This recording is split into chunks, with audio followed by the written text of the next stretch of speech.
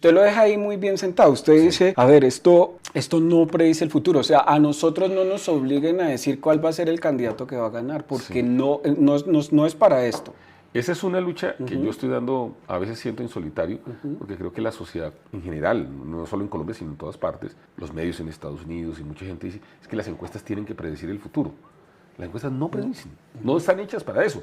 Yo, por ejemplo, creo que los Ferrari... Eso lo dice usted, no están hechas para eso, varias veces lo dice. Y quiero decirlo de esta manera, a mí me parece que los Ferrari son unos buenos carros. Pero no vuelan. Pero no vuelan, exactamente. Entonces usted juzga a un Ferrari porque no es capaz de volar, no. Usted tampoco debería juzgar una encuesta porque no es capaz de predecir el futuro.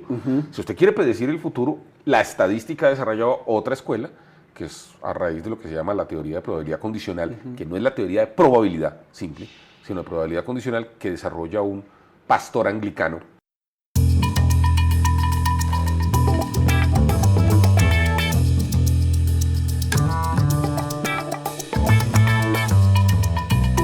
Todos bienvenidos a Casa Macondo y a la sala de Casa Macondo. Hoy estamos con César Caballero, magíster en estudios latinoamericanos de Oxford, doctor en ciencias humanas y sociales de la Javeriana. ¿A usted sí se le puede decir doctor?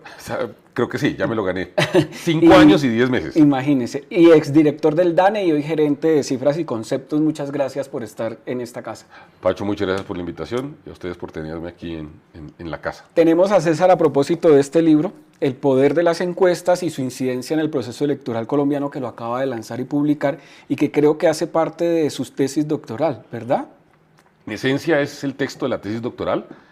Tiene una transformación donde Nicolás Pernet, que es un editor, me ayudó muchísimo.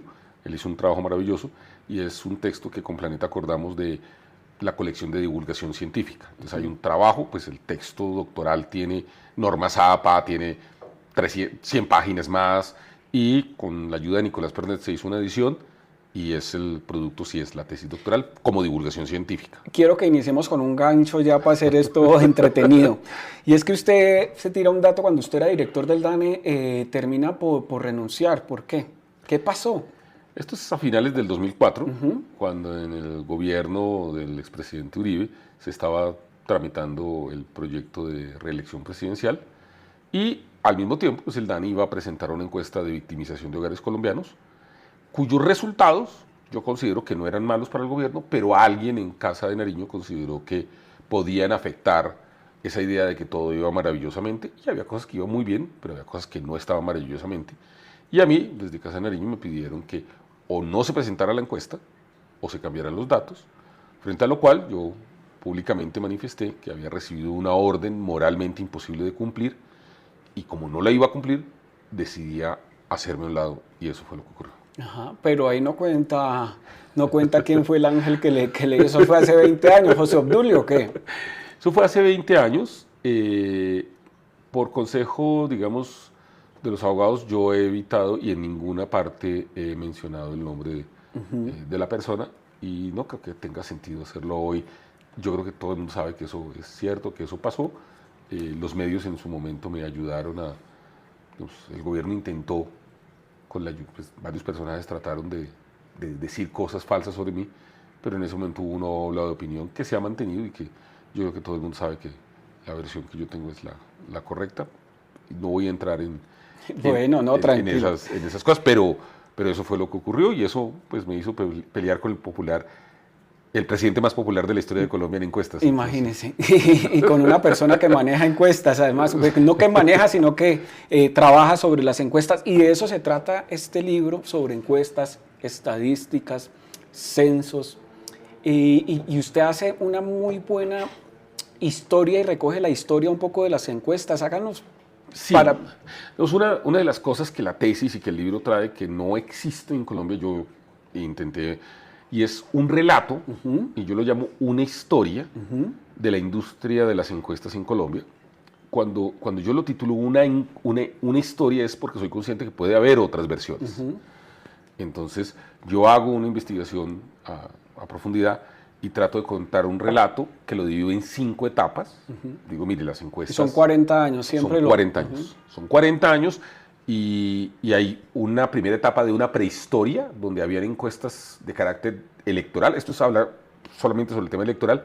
Y en esa época, a la gente se le olvida, pero había una gran firma que era Consumer, de Oscar Lombana. Él era una persona muy importante. Luego, digamos, que la persona que se posicionó más importante fue Napoleón Franco. Luego, digamos, Carlos Lemois, que hoy sigue vigente con su empresa. Luego llega Inbamer, luego llega Datesco. Estuvo un tiempo Yankelovich, que tuvo que desaparecer y que hoy es Jan Haas. Y luego aparece Cifras y Conceptos y ahí van apareciendo más. Yo cuento un poco esa historia. Hoy hay 70 y pico, ¿no? Ya hay más de 100, Más de 100, pero... con permiso del Consejo Nacional Electoral para publicar encuestas. Usted cuenta ahí que esto antes era un oligopolio, esto era una cosa de poquitos, de cuatro. De cuatro, era un mercado de 4, hoy es un mercado mucho más competitivo, mucho más abierto, es una industria pujante, y yo cuento un relato de cómo ha venido ocurriendo eso, y un relato donde, por ejemplo, cuento que los encuestadores hemos estado dispuestos a mejorar la calidad de lo que hacemos, hacer autocontrol y a mejorar, autocrítica. Hacer la autocrítica. Aquí yo creo que eso es muy importante, hacer autocrítica, porque cuando usted reconoce que ha cometido un error, ese es el primer paso para corregirlo. Claro. Pero si usted presume que usted no comete errores... Ese es el segundo paso para volverla a embarrar. Para volverla a embarrar, claro. Exactamente. Ajá. Aquí voy a entrar con hitos y con ganchos que me parecieron maravillosos. En materia de estadísticas no hay nada más peligroso que un policía con iniciativa. Esa es una historia maravillosa en este libro, cuéntela. Estando yo en el gobierno del expresidente Uribe, se hizo el programa de Colombia Vive y Viaja por ella. Y entonces el ministro de Transporte y el ministro del Interior salían con unas cifras de 12 millones de personas viajando por las carreteras de Colombia. Y algún técnico del DANE, porque eso no fue una ocurrencia mía, sino un técnico del DANE, entró a mi oficina y me dijo, mire, pues yo tengo me dijo, director, el tema es que si eso fuera cierto, eso se tendría que notar en inflación. Porque 12 millones de personas por lo menos gasolina compran. Y no estamos notando en los demás datos que eso esté pasando.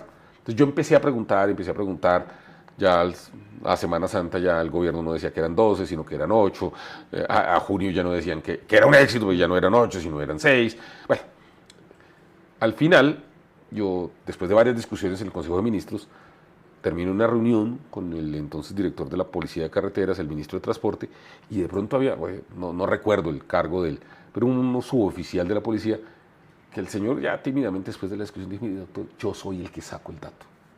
Y yo le dije, ¿y usted cómo lo saca? Digo, no, pues yo, el único dato que puedo tomar, porque a mí me lo piden en 6 horas, entonces yo pido el dato de peajes. Y multiplico por 4. Y yo le dije, pero a ver, yo viajé en estas vacaciones con mi esposa, en ese momento yo estaba casado, en primeras nupcias, ahora estoy casado en segundas, viajé con mi esposa y viajamos por carretera desde Bogotá hasta Cali. Y tomaron 4 peajes. 6. Sí, eran 6. Y de vuelta nos devolvimos. ¿Por cuánto nos contó? Pues dijo, no, pues son 12 por 4. Claro, eso era una elevación. Entonces yo ese día llegué a la conclusión de que en materia de estadísticas no hay nada más peligroso que un policía con iniciativas. Sí. Imagínese. Este libro tiene una base, digamos, de estudio, que es Foucault. O sea, usted, como decimos criollamente, se mació a Foucault, que es para mí uno de los filósofos contemporáneos más citados pero menos leídos. Y también de los más denigrados.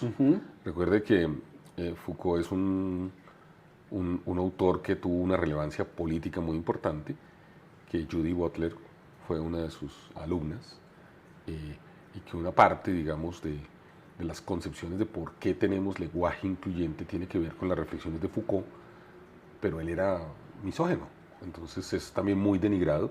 En la academia norteamericana, la ciencia política norteamericana y la filosofía norteamericana no trabaja Foucault, es como que lo desconocen, pero Byung-Chul Han, que es un filósofo surcoreano que escribe y que trabaja en alemán está haciendo un trabajo de divulgación, digamos, yo le digo a la gente, si quieren entender a Foucault, lean a Byung-Chul Han, porque él está explicando a Foucault lo que hace, es una cosa maravillosa. Sí.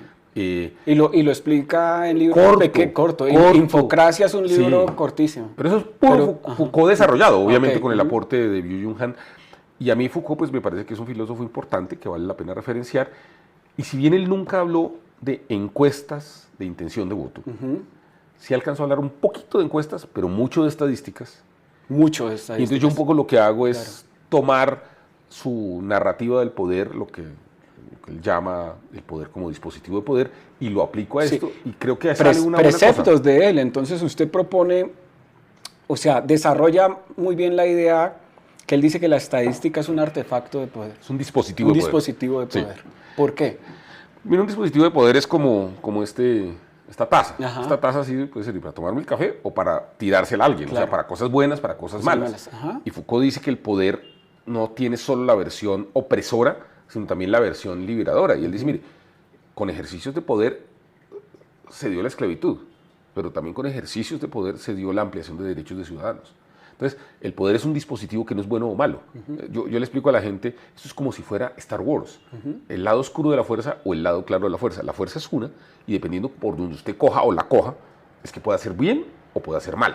Entonces, el concepto es ese, y yo un poco lo que digo es que las encuestas de intención de voto son un dispositivo de poder. Y ahí, como para que la gente entienda y no se nos pierda, usted comienza a desarrollar el concepto de estadísticas, porque la estadística tiene mucho que ver con las encuestas. No podría haber encuestas si no hay estadísticas. De hecho, hay operaciones estadísticas anteriores a la estadística. O sea, los censos, los romanos hacían censos, los fenicios hacían censos, los egipcios. Pero encuestas solamente se pueden hacer a partir de la teoría de la probabilidad, que la desarrollan varios autores europeos hace unos 550 años. La estadística aparece con aportes españoles, ingleses, franceses, alemanes, italianos, y de pronto en un lapso como de 100 años ya aparece la estadística que la seguimos utilizando hoy. Pero la teoría de probabilidad estadística es desarrollada en ese momento y sin eso no podría haber hoy encuestas electorales. Encuestas, claro. Y hay también un precepto ahí maravilloso y es que las estadísticas son las matemáticas del Estado. Son dos cosas. Las matemáticas de la aritmética del poder. La aritmética del poder. Eso es una expresión de un autor alemán, dice, y que dice, mire, la estadística es las aritméticas del poder y es la información que utilizan los estados para conocer sus poblaciones, sus territorios y a los otros. Y esa a mí me gusta mucho, pero también me gusta, y voy a decir una cosa que tal vez no está en el libro, pero que me he dado cuenta que tiene mucho sentido, y es, ojalá los economistas tuvieran la humildad de los estadísticos. Okay. Porque cuando un estadístico hace una afirmación, inmediatamente dice, y esto tiene este margen de error. Ajá. Porque el estadístico sabe que cualquier afirmación que se haga tiene un margen de incertidumbre, porque son las matemáticas de la incertidumbre. En cambio, los economistas creen... Y usted lo deja ahí muy bien sentado. Usted dice, a ver, esto no predice el futuro. O sea, a nosotros no nos obliguen a decir cuál va a ser el candidato que va a ganar, porque no es para esto. Esa es una lucha que yo estoy dando, a veces siento en solitario, porque creo que la sociedad en general, no solo en Colombia, sino en todas partes, los medios en Estados Unidos y mucha gente dice, es que las encuestas tienen que predecir el futuro. Las encuestas no predicen, no están hechas para eso. Yo, por ejemplo, creo que los Ferrari... Eso lo dice usted, no están hechas para eso, varias veces lo dice. Y quiero decirlo de esta manera, a mí me parece que los Ferrari son unos buenos carros. Pero no vuelan. Pero no vuelan, exactamente. Entonces usted juzga a un Ferrari porque no es capaz de volar, no. Usted tampoco debería juzgar una encuesta porque no es capaz de predecir el futuro. Si usted quiere predecir el futuro, la estadística ha desarrollado otra escuela, que es a raíz de lo que se llama la teoría de probabilidad condicional, que no es la teoría de probabilidad simple, sino de probabilidad condicional que desarrolla un pastor anglicano llamado Thomas Bayes, que es lo que hacen pero eso es otro cuento. Pero en términos de encuestas, esto es probabilidad simple. Y la probabilidad simple no lo hace. Las estadísticas son las matemáticas de la incertidumbre. Sí, yo le insisto a las personas con las que hablo es, ojalá a nosotros en los colegios nos enseñaran más de estadística, porque todos hacemos estadísticas de alguna manera. Siempre. Hoy, por ejemplo, yo tomé la decisión de salir sin paraguas en Bogotá, pero cuando estaba saliendo del apartamento, pues yo vi el cielo, sé que estos días ha estado lloviendo, y asumí el riesgo, con la información previa que tenía, de moverme. Pero ahí hay una cosa en la cabeza que nosotros tenemos. La incertidumbre es parte de la naturaleza humana. Por eso me encantan a mí las estadísticas. Más que, por ejemplo, el álgebra o el cálculo u otras formas matemáticas. Por ejemplo, yo aprendí en algún momento econometría. Hoy, digamos, en mi firma se hace, pero yo he entendido más la riqueza y la bondad de moverse uno con unas estadísticas, una forma de matemática que le dice, y todo se sale de control.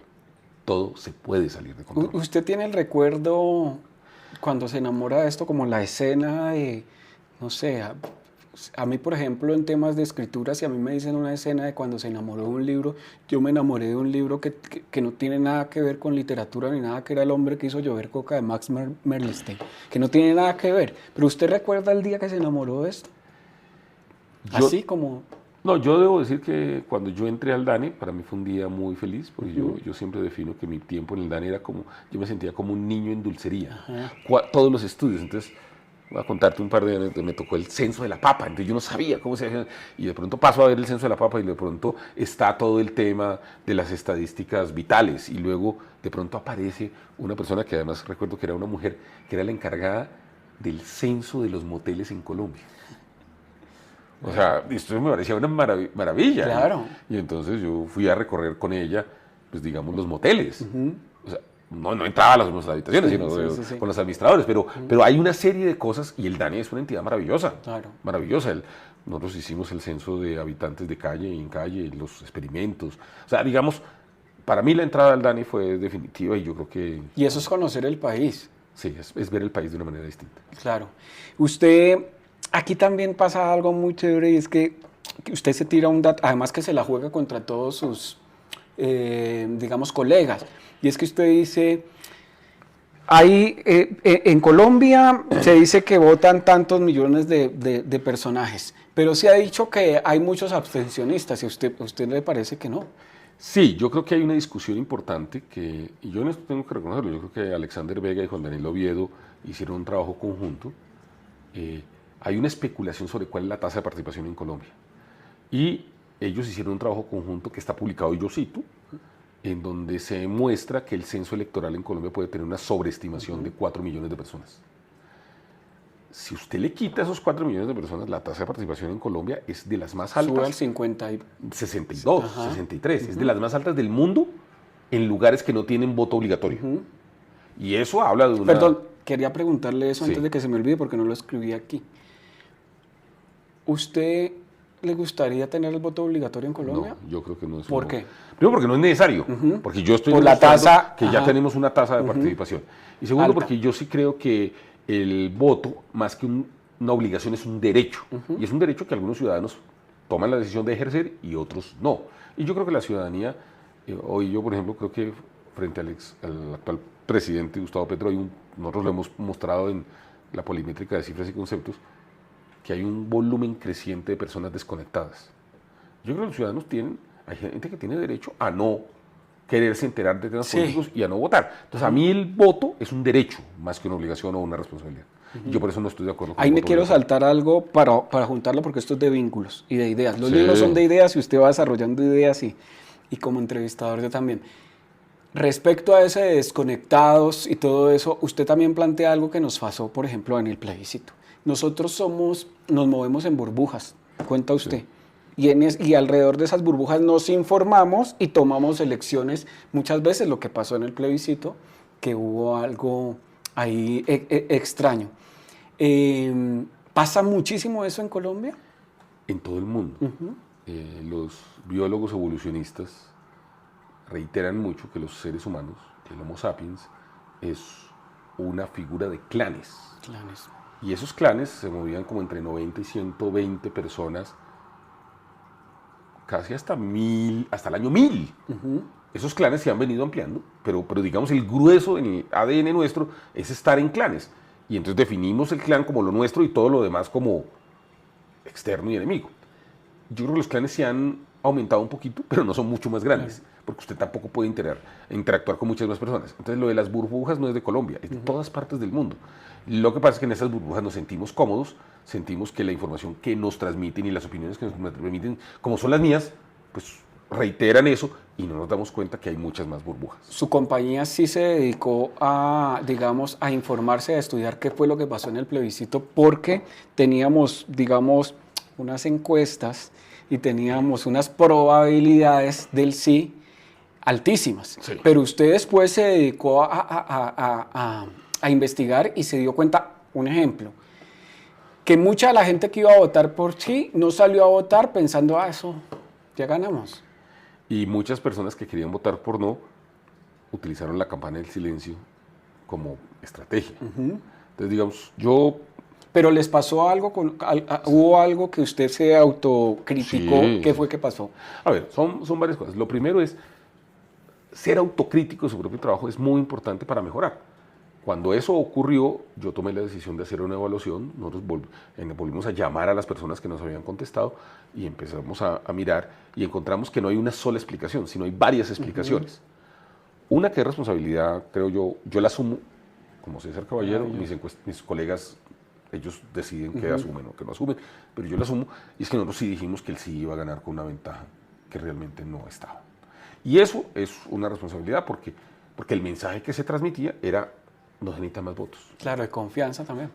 Lo segundo es que hubo el cono del silencio, la espiral del silencio, perdón, no es el cono del silencio, es del Maxwell Smart, es la espiral del silencio, en donde por ejemplo, una persona con la que yo hablé me dijo, mire, su encuestadora sí vino, pero era una muchacha jovencita, y yo llevaba 15 días peleando con mis hijos que querían votar sí, y yo quería votar no, pero yo sabía que ellos no iban a salir a votar, y en cambio yo sí iba a votar.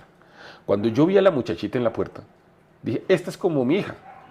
Ay, yo me voy a evitar la peleadera con ella, y entonces le dije que no, que iba a votar sí, pero yo quería votar que no. Claro. Eso, por ejemplo, me pasó, y yo hablé con una persona que me dijo eso. Lo otro que ocurrió es las mentiras del no, que la campaña, pues, el gerente de la campaña del no lo dijo. Claro. Borracho en una entrevista también. Yo no sé si borracho, pero lo dijo, y está grabado. Luego está el peso de los pastores cristianos, la Iglesia Católica y los cristianos evangélicos, que difundieron la idea de que el rayo homosexualidad iba a estar, de que iba a estar la ley Roy para quitarle la pensión a la gente y dársela a las FARC. O sea, eso también ocurrió. Pero a uno no se le puede olvidar que ese día pasó un huracán por Colombia. La probabilidad, territorio continental colombiano es tocado por huracanes una vez cada 30 años. Y ese día pasó. Pasó en la costa Caribe, donde un volumen muy importante de puestos de votación no se pudieron abrir. Y usted cuenta ahí que donde hubieran salido a votar el margen hubiera sido como de 600.000 votos. Claro, es que el plebiscito se perdió por 50.000 votos. Si la costa hubiera podido salir a votar, el plebiscito hubiera ganado. Pero bueno, yo no digo que... Entonces es la mezcla de estas 5 cosas lo que hizo, y pues yo creo que siempre hay que ser autocrítico y reconocer. ¿Por qué las encuestas son un mal necesario? Primero, yo creo que son un gran bien, porque a mí me gusta utilizar una frase, y es que las encuestas son la voz del ciudadano común que llega al oído de los poderosos. Sí, esa frase está muy... Para la democracia es muy importante, porque imagínense un país sin encuestas. Solo sabemos lo que piensan los ciudadanos en la nueva votación, y en el intermedio nadie sabe nada más. Hoy en día yo creo que las encuestas son muy importantes, solo funcionan en sistemas democráticos, contribuyen a los gobernantes saben si van bien o no, en qué van bien, en qué van mal, les permite mejorar cosas, pero adicionalmente permite que la gente se involucre a conversar sobre los temas de política con un insumo que es neutral y que es riguroso. Porque otra de las cosas en las que tengo una discrepancia con mis colegas es que las encuestas no son objetivas y no son neutrales. Yo parte de lo que digo, lo que afirmo es, las encuestas no son neutrales ni objetivas, pero tienen y pueden ser transparentes y rigurosas. Y el trabajo que yo trato de hacer es eso, transparente y riguroso. Y usted lo deja ahí sentado de lo que piensa y lo que siempre ha pensado sobre el aborto, sobre los temas. La eutanasia. Algunos colegas me dicen, mire, es que usted opina sobre los temas y usted debería decirle a la gente que usted no, al hecho de opinar, usted no debería expresarlo. Le dije, no, es que yo por ser encuestador no estoy renunciando a ser ciudadano. Yo creo que lo transparente es decirle a la gente lo que yo pienso sobre los temas. Pero aún, por ejemplo, en casos, si hay datos que van en contra de lo que yo pienso, como los he publicado muchas veces, los publico. Yo trato de ser transparente y riguroso.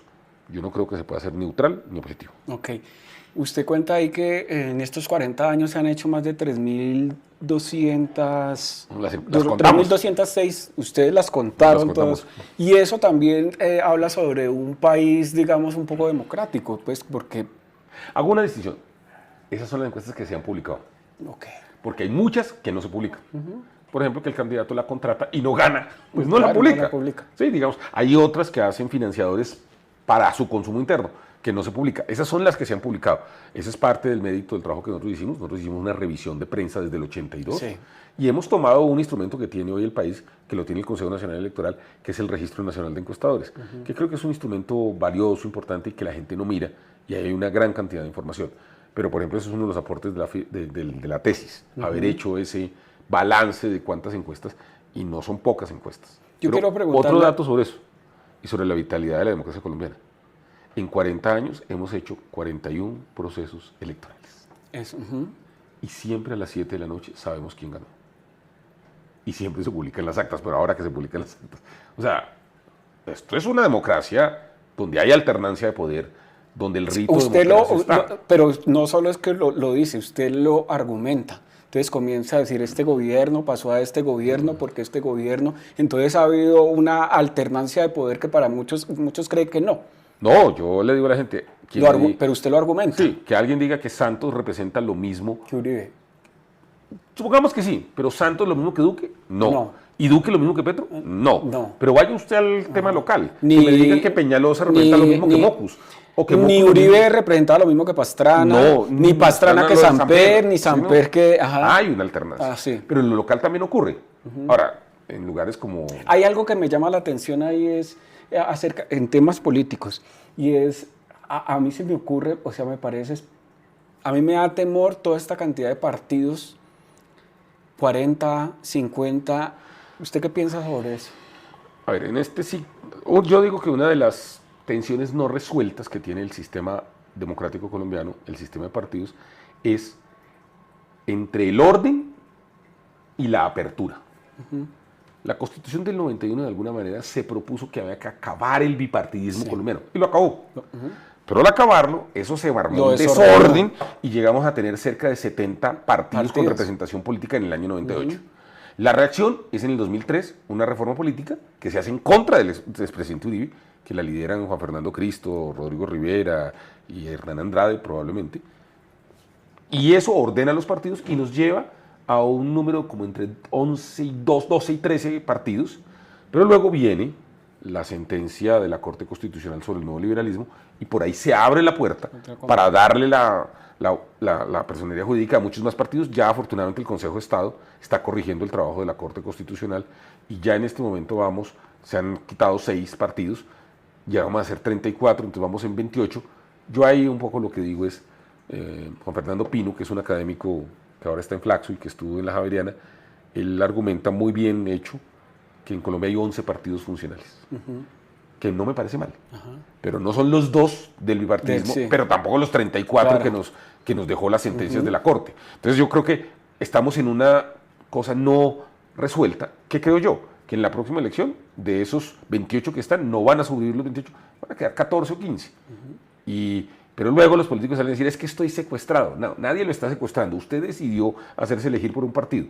Si se quiere ir del partido, renuncie. Claro. Pero renuncie de verdad. O sea, no, yo creo que estamos en esa tensión no resuelta entre inclusión, apertura y organización. Y no lo hemos resuelto todavía, pero yo creo que el país ahí va haciéndole, yo creo que 11 partidos funcionales está bien. Quiero que me cuente algo que no se desarrolla en el libro, pero yo creo que muchos colombianos nos preguntamos siempre. Y además con un doctor, digamos un doctor en encuestas. Y es, o sea, a mí me parece, a mí, que soy un ignorante de esto y que apenas estoy aprendiendo con este gran libro que enseña mucho de encuestas. Y es, a mí me parece que 1.200 personas encuestadas sobre, digamos, temas democráticos, para mí es muy poquito. ¿Por qué en temas estadísticos ese número? Porque usted dice, usted es el que propone, por lo menos una encuesta tiene que tener mínimo 1.200 personas encuestadas face to face. Mínimo. ¿Por qué ese número y por qué no muchos más? El número sale de un documento que promovió Napoleón Franco, que firmó Carlos Lemois, que firmó en su momento Jorge Londoño, y creo que firmó también César Valderrama, que eran como las firmas que habían para las elecciones nacionales del 2001. El documento yo lo tengo, es un documento histórico, bonito, en donde dicen, mire, lo mínimo que debería tener una encuesta son 1.200, ser cara a cara, que en cada punto muestral no hubiera más de entre 8 y 12. Usted no puede hacer 1.200, pero hace 400 en Antioquia. No, a ver, distribúyalo más. Tiene que haber un nivel de dispersión. Entonces, digamos que ese número, y eso sale, no es de un ejercicio mío, sino de los... Pero no sale de un dato estadístico. No, sale de un dato, sí, ellos lo hacen, pero en su momento, digamos, un poco lo que quiero decir, no es algo que yo me inventé. Sí, ok. Un poco lo que quiero decir es que aquí los encuestadores, que yo respeto, que he respetado, se pusieron de acuerdo, y en el año 2001, para el proceso electoral que se venía, firmaron un documento y dijeron esto es lo mínimo. Entonces, de ahí sale.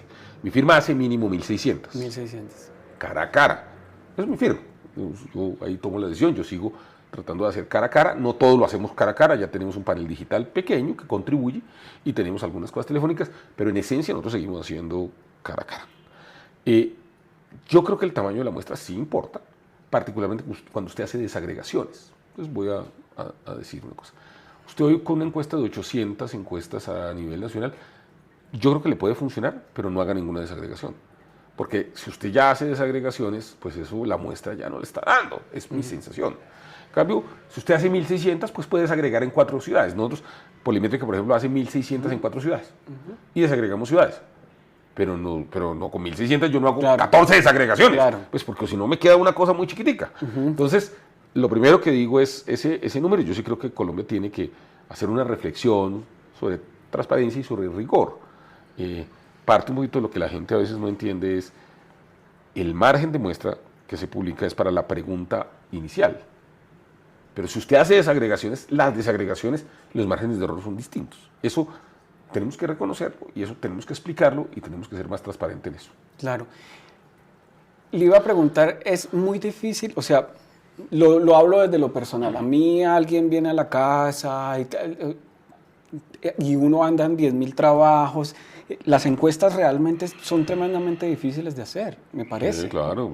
O sea, la dinámica de una encuesta es muy difícil de hacer, de que alguien, solo por ejemplo en el de cifras y conceptos, mandan un cuestionario largo. Son varias cosas. Lo primero es, los encuestadores hacemos un oficio bonito. Pero en Colombia, a ver, resuélvame esta pregunta. ¿En Colombia los ciudadanos sí estamos dispuestos a dar encuestas? Sí, en Colombia la gente somos... está contestando encuestas y sigue contestando encuestas. Digamos, eso, la gente es amable, la gente quiere ser escuchada. En Colombia la gente quiere reconocer que su voz es escuchada y es oída. Y los encuestadores... Y eso terminan siendo las encuestas que dice este libro. Sí, claro. La voz de los... Yo he estado poniendo en estos días en redes una cosa, una firma encuestadora que yo creo que es muy seria, que es Siena, que hace con el New York Times una encuesta sobre Estados Unidos. Ellos hacen telefónica y ellos están diciendo para conseguir 2.000 encuestas en Estados Unidos hacen 263.000 llamadas. ¿Ustedes para conseguir 1.600? No, pues tenemos que visitar por lo menos golpear como en 4.000. O sea, la tasa de respuesta no llega a ser eso. A nosotros nos da. O sea, claro, hay rechazos, pero no son de ese volumen. Ajá. O sea, para hacer la diferencia de lo que aceptamos nosotros en Colombia y allá en Estados Unidos. Sí, aquí incluso las telefónicas, la tasa de respuesta ¿Cuánto vale una encuesta? Es barata, muy barata. Yo digamos que, para darte una idea... una encuesta democrática. Es 60.000 pesos por encuesta. O sea, si haces 1.200 son 70 y tantos millones. Digamos que haces 1.000, entonces son 60 millones de pesos masivo.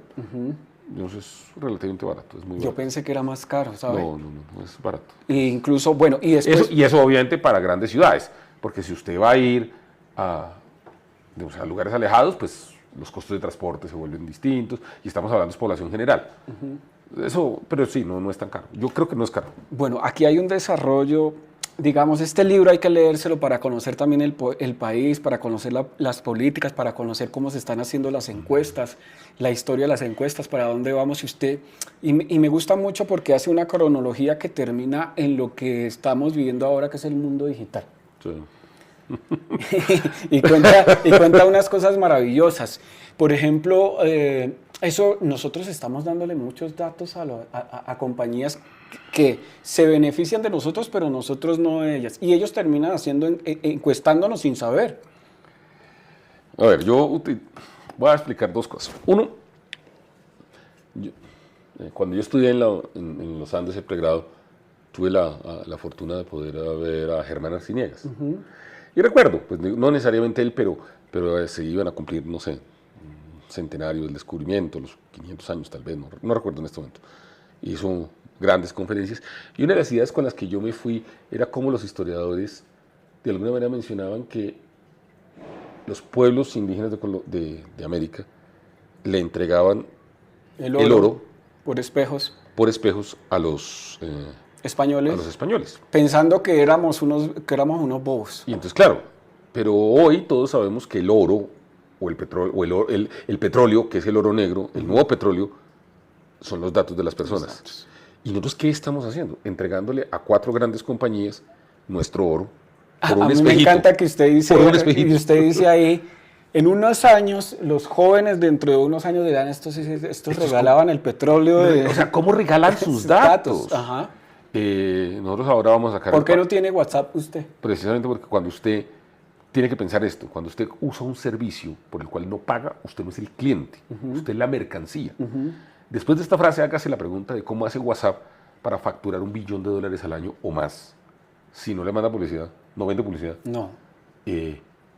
Entonces, o sea... ¿A quién está entregando esos datos, no? O sea, ese es el valor.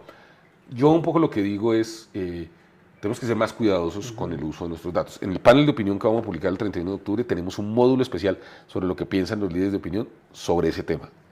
Y es asustador. Me encanta. César, muchísimas gracias por estar No, en Casa Pacho. Macondo. Lo felicito por este libro porque creo que es una gran clase doctoral sobre Muchas encuestas. gracias. Y quiero hacerle una última pregunta picante. Sí, ¿En Colombia los políticos han comprado encuestas? sí, claro. Sí, sí, pues. Pero el mico sabe en qué palo trepa. A mí antes, digamos, al principio había políticos que me llegaban. Normalmente no me llegan, pero sí hay gente que a ver, un encuestador ofrece un método, pero no ofrece un resultado. Y yo creo que las firmas serias, las establecidas, actuamos todas así. Nosotros no vendemos un resultado. Pero hay muchas firmas encuestadoras pequeñas y que aparecen y desaparecen, que sí ofrecen resultados. Sí. O sea, como en toda industria, así como hay periodistas buenos, regulares y malos, hay encuestadores buenos, regulares y malos. Yo creo que las 5 o 6 firmas que tenemos más tradición, hacemos el trabajo de la mejor manera posible y solo vendemos el método de recolección, pero no el resultado. Pero sí hay políticos, y no solo políticos, que dicen... Sino yo compañías, pago, sí. pero tiene que quedar... digamos, yo tuve un tema legal con un ex político, un señor que fue senador, que luego se volvió periodista y tenía un canal y me contrató para el canal, y cuando le entrego el resultado, dice, pues no es que no gana el que yo estoy apoyando, Claro. tenemos que cambiarlo. Y yo eso, pues digamos, fue un Tenemos que pleito legal. Tenemos que morirnos más bien. Ajá. Fue un pleito legal que yo gané y que el señor perdió, pero el señor se murió ya. César, de nuevo muchas gracias y todo el mundo invitado a leer El poder de las encuestas. Un gran libro de César Caballero. Muchas gracias. Pacho, muchas gracias y gracias a la invitación en esta gran casa de Macondo.